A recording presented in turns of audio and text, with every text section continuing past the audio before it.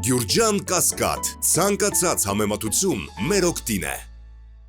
Շատ նավասարցան, ծննդաշնավոր, հզոր հայորդի, հզոր մարդ, որ իր կյանքը ինքը նվիրեց, տառապանքների բովով անցավ, բանդերով, ճամբարներով անցավ եւ իհարկե ինքը երազած անկախ Հայաստանը տեսավ, չկարողացավ այլել։ Ասեմ, որ այո, նա իմ կուսակցության ղեկավարն է եղել, նա կուսակցության հանրապետական կուսակցության հիմնադիրն է եղել, գաղափարախոսն է եղել։ Ինքը ազգային միացյալ կուսակցության երդվալ անդամ էր եւ այդ գաղափարախոսությունը հանրապետական կուսակցության հիմքերի հիմքն է, որը ամբողջությամբ դա ազգային է, ամբողջությամբ դա պետական է, ամբողջությամբ անկախական է։ Ինքը գիտեք ինչպես, համ գրիչի մարդ էր, ինքը փիլիսոփայական մտքեր էր գրում, մեկ որ կարդում եմ, մտածում եմ այս աննժդե մտքերն են ասա, այս Աշոտ Նավասարդյանի մտքերն է, որ ինքը գրի առել։ Ինքը նաև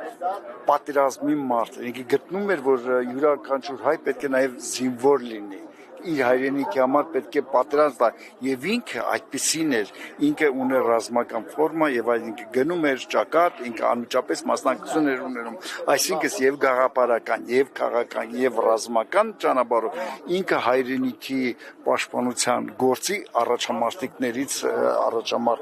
էր։ Գիտեք,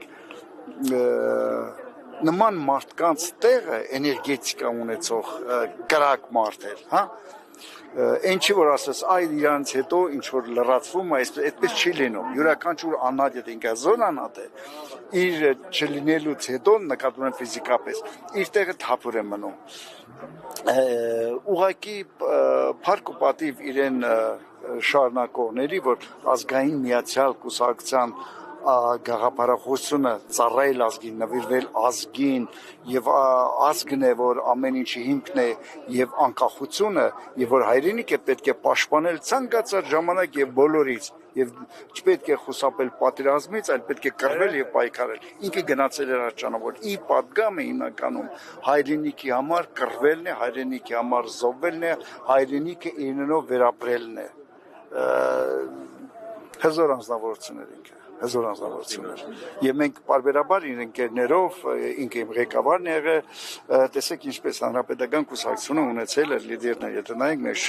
մեր ղեկավարները, ասենք Անդրանիկ Մարգարյանը, Վազգեն Սարգսյանը, այդ կորուստներն են ունեցել։ Մենք հարգում եւ խոնարհվում ենք յուրաքանչյուր հիշատակի առաջ, մենք բարձրացնում ենք նրանց, կամ փորձում ենք պատմության մեջ իր արժանի տեղը դնել, որովհետեւ հանկարծ որևէ մեկը չմոռանա։ Իհարկե դրա տակ մենք տեսնելով որպես բարոյախրատական ուղերձ երիտասարդություն է, ինքը երիտասարդ այդպիսին է ապրել, Աշոտ այդպիսին է ապրել, ճամբարներով, վերտերով, քաղաքական հետապնդումների ճանապարհով անց է ինքը վաստակել է